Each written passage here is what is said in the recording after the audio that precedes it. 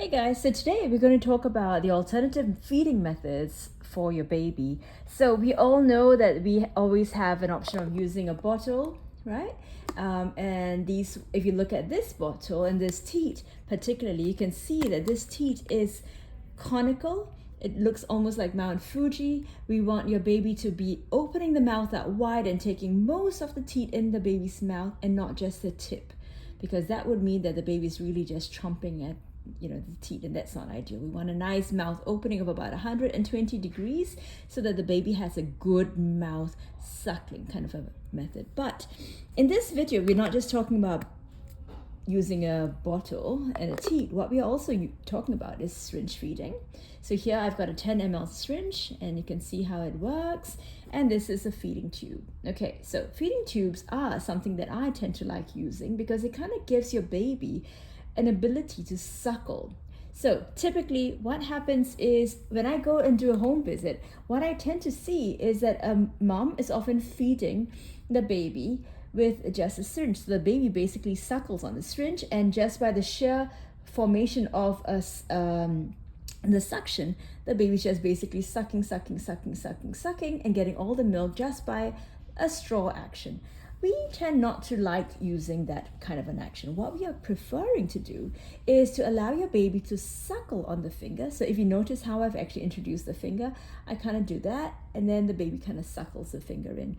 I then hook my finger on the top part of the baby's palate, just above the upper jaw, and I let the baby go suckle on the finger. Okay, then what I may want to do is to then introduce the feeding tube. So coming back to the feeding tube, you can see that there are two holes. I'm not sure if you can see it. There's one hole there, and then a little bit lower down there is another hole. So both these have to go into the baby's mouth. So what I try and do is I align it with my finger and see where the holes land up. And I can tell that both these holes land under my first digit of the finger.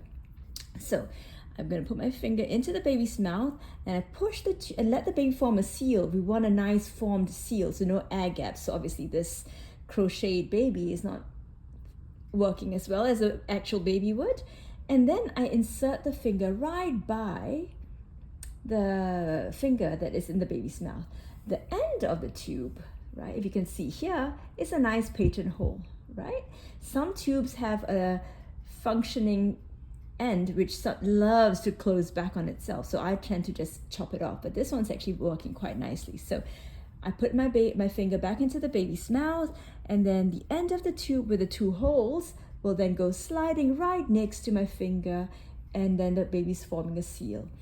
The other end of the tube will then go into a bottle with milk in it. So if you can see here, obviously my bottle's empty, but imagine it has got milk in it. As the baby's going to suckle, the milk is going to flow in through the tube, and you can see it with the tube filling up with milk. Okay.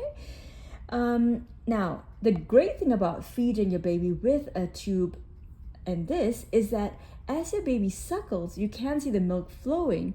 And if you wanted to make it a little bit easier for a baby, you can lift the bottle up. And if you wanted to make it any harder, we put the bottle way down. So more gravity is required, more suction strength is required for your baby.